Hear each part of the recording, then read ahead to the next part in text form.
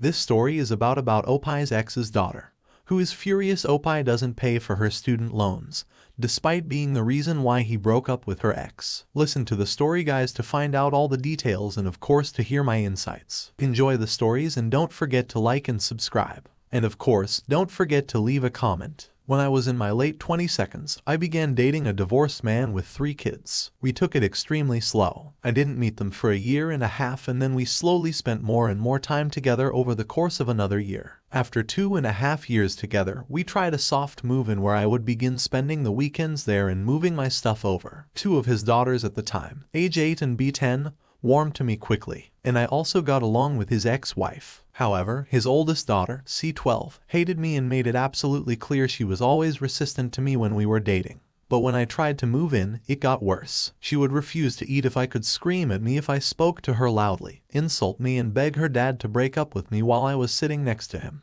She would refuse to participate in family activities if I came. She had already been in therapy for her parents' divorce and her dad went with her, but it didn't get better. After a few months of this, I felt like I was ruining his family and I broke things off. He was upset, but understood, and we parted on sad but good terms. I ended up meeting the love of my life a few months later, and we now have 4 children. I stayed in touch with both his 2 younger daughters through occasional meetups, through their mom email, and eventually social media. Later, she was diagnosed with a number of mental health issues including bipolar 2. I'm not sure why. Earlier therapists didn't catch this, but apparently after beginning treatment medication she has almost a different personality. According to her sisters, a few years ago, I began meeting up with B for lunch dinner. Every so often, B mentioned how stressed she was about paying for medical school, and it came out that she already had loans from undergrad. Her parents make too much money for her to get much aid, but not enough to help her with tuition. My husband and I do well financially,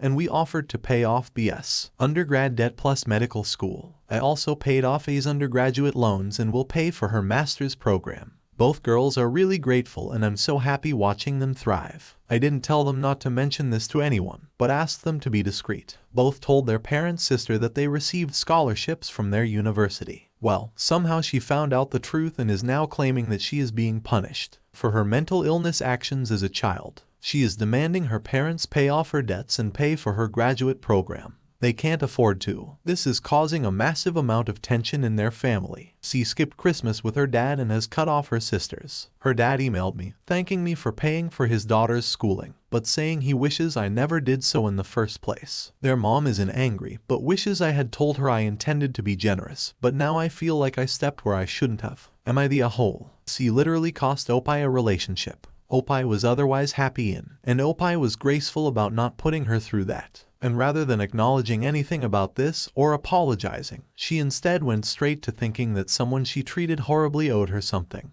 I know bipolar is hard, but it doesn't make people incapable of apologizing. And having bipolar doesn't mean everything you do is something you get to blame on. That she's not being punished for having bipolar disorder. She's being excluded because she refused to have a relationship with Opai, destroyed her relationship with her dad, and refused to even apologize for her past behavior. And now she's got to lay in the bed she made. You reap what you sow. And now let's see if the community agrees with me. Throwaway Flatdama says not the a-hole is she's also an adult. She is way out of order and needs to seek more professional help to figure out her logic as to why she should be gifted, the same as her 2 adult sisters, by someone she has no relationship with. This has nothing to do with mental illness, and what you did for A and B is between you and them. It's none of their moms, dads, or sisters' business. Vintage QR says, not the a-hole. C is still trying to justify their actions towards Opai even years later. Mental illness doesn't excuse malice or malicious intent. She did whatever she could so that Opai would leave the dad.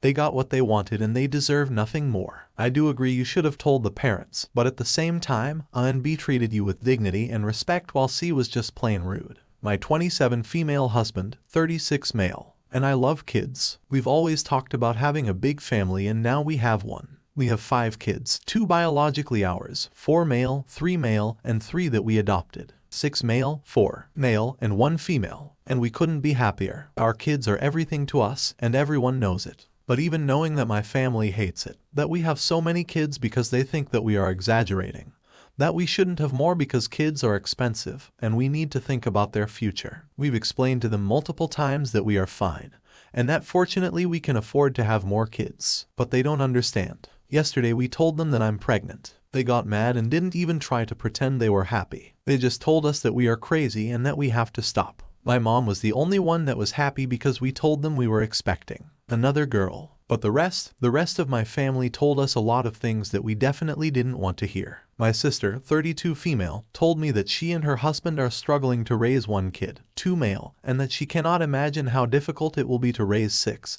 that she cannot understand what I was thinking when I got pregnant. I told her that we are fine financially and that money is not a problem for us. Husband is a dentist and fortunately in our country he earns a lot of money per month, and neither is love, that they will be fine and that we will love them all equally. But she just told me that I'm crazy for wanting to have so many kids. I told her that that's not her problem, and she just started saying that I have to grow up and put aside that dream of wanting to have so many children, that I will not be able to save all the children in the world, and that was just what upset me most, because she didn't have to say that. So I told her again that it's not her problem. But she didn't stop, so I told her that I was really sorry, but that it wasn't my problem if she and her husband can't afford to give their son a good life, that she has to stop projecting her life on mine. Then she started saying that I'm a horrible sister and that it wasn't right to say that, when I know that she's struggling financially, that she's doing everything possible to raise her son and give him a good life. And of course, now all my family defends her and they accuse me of being a horrible person for saying what I said.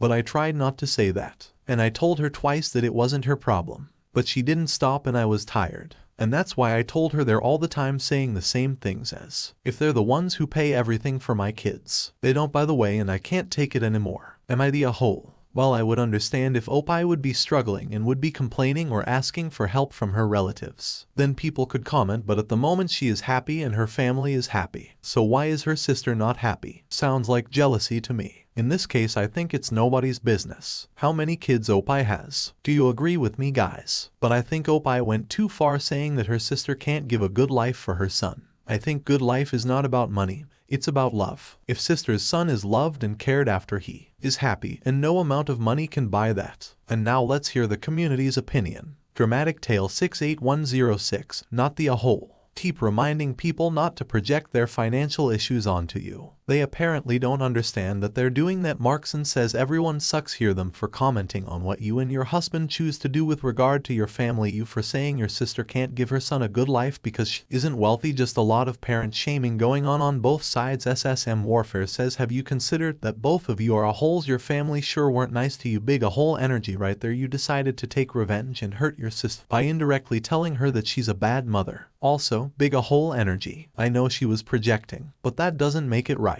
Think of it like this. Would you laugh at someone less fortunate than you? I'd like to think you wouldn't, so you shouldn't hurt your sister. An eye for an eye makes the whole world blind. After all, if you call your sister and apologize, maybe the two of you can make up. I, 25 female, and my husband, 27 male, are expecting our first child. Just like all expecting parents, we're throwing around baby names. We recently found out it was a girl. And really like Kate. Here's where the problem comes in. We had a family dinner at my parents' house this past weekend, and my brothers, James, 16, girlfriend, Caitlin, 15, joined us. My mom asked if we had decided on a name, and we told her we were thinking Kate. Caitlin spoke up and told us we couldn't do that as it was too close to her name. I laughed because she couldn't have been serious, but she was. She got mad at the laughing and said, when James and I get married, I don't want to be Aunt Caitlin to a Kate. Some people even call me Kate. I told her that as much as we want high school relationships to work, sometimes they don't.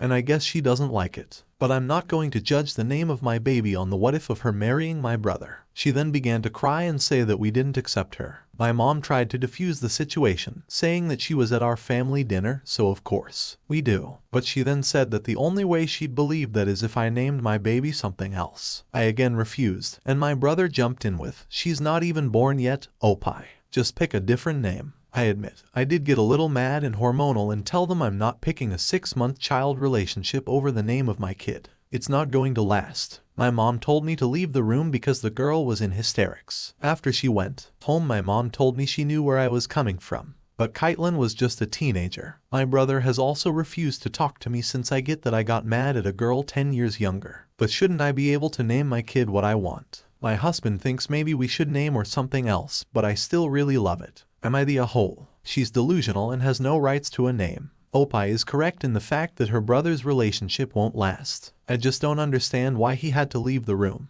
If anything, Caitlin should have been sent home for causing a scene over something trivial. Opie's mom shouldn't excuse the fact she's a teenager, either throwing a toddler tantrum over her not being the only Kate is very uncouth. And now let's hear the community's opinion surveys go to Ronnie Eustace says, not the whole. Caitlin doesn't own the name Kate, Caitlin, etc. She was way out of line telling a grown woman what she can and cannot name her daughter. Name your daughter what you like. It's unlikely this high school relationship will last. Line services, not the whole. You have every right to name your child anything you like within reason. Caitlin is 15. She's a literal child. Odds are she won't be dating your brother in a month, let alone by the time he's old enough to call her aunt. It may have been harsh to hint out they won't last, but it's statistically accurate. Imagine being 15 and meeting your barely boyfriend's family and immediately lecturing them on what they can name their children. My son is going to an expensive school next year and I'm financially nervous about it. It's close to $16,000 a year after 8. All of a sudden I'm worried about providing for my younger sons. I'm a single dad now that I have his financial monkey on my back. A few weeks before my son graduated,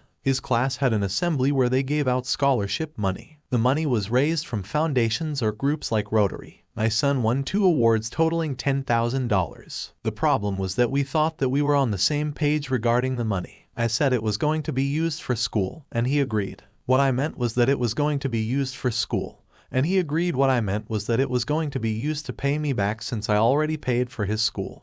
And he meant that he would go to college with $10,000 to spend as he sees fit, of course. He's saying that it's his money and I'm saying it's not, it's for college, and since I paid for it, it goes to pay me back. I would have factored that money into everything if I had known he was getting it. I told him I'm not ducking around and all I have to do is tell the teacher who is in charge of distributing the money to send the check in my name. He will do it. Of course, I'd rather have my son see it my way before having to override him like he's 11. Edit, he did not earn squat. The teacher in charge of the money said it was more of a popularity contest and gave bragging rights to the school and donors to say they sent kids to UCSB. You can ride my TARDIS as you're the whole. You should have had a serious conversation with your son about this a long time ago. Also, you saved this up for him to pay you back. Most parents save up a college fund for their kid for exactly that, to get them through college. That's it. No expectations for their kids to pay them back. Sorry you had more kids than you planned for, but it's honestly kind of crappy of you to expect your child to do that. Shouldn't you just be happy that your kid made it to college, got those scholarships, and just support him instead of dogging him about money-forsaken knowledge? 12 says you're the whole.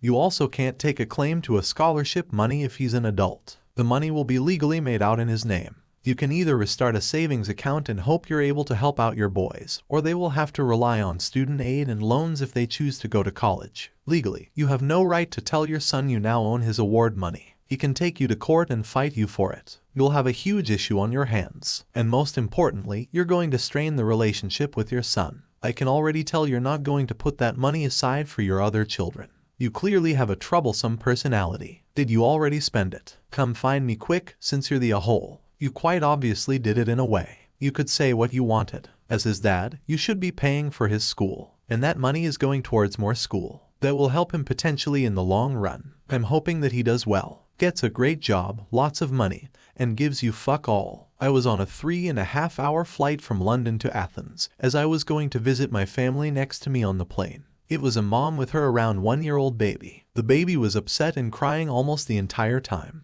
The mom was also in panic mode and would take the baby to the bathroom multiple times to calm him down. She kept apologizing for the disturbance to both passengers and the crew, and I felt bad for her. She seemed extremely young and overwhelmed. A lady that was sitting on the seats in front of us kind of scolded the mom of the baby and told her word for word, instead of being a crybaby like your kid, be better prepared next time, since none of us are in a mood to hear screeching noises for almost 4 hours or leave your baby at home. The mom kept apologizing and said she couldn't leave her baby at home, since she doesn't have anyone to care for her baby. The lady then said, then don't travel. It's not a necessity. You choose to travel. The mom tried to justify herself, saying how it was a necessity for her to travel, in this case, and it's for a family matter. The lady kept going and told the mom, then find other ways to travel, then get a car and travel or go on a train or bus. I had enough of this and I stood up for the mom. I asked the lady if she knows how much time it takes to travel from London to Athens in any other way,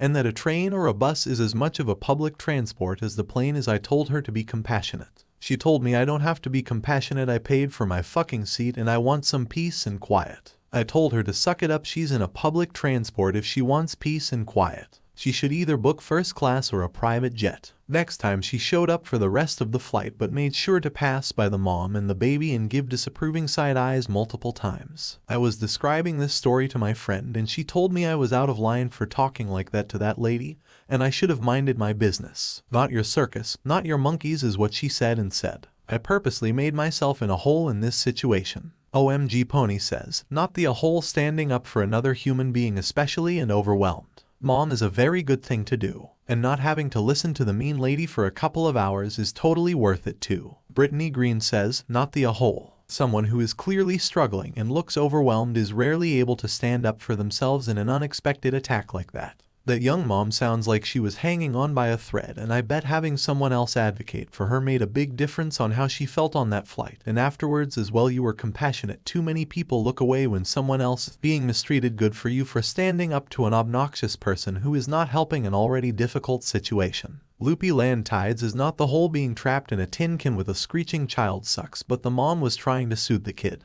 I'm assuming the kid's ears hurt the whole flight because crying for 3 hours straight ain't normal. Nothing other than making an already crappy situation worse.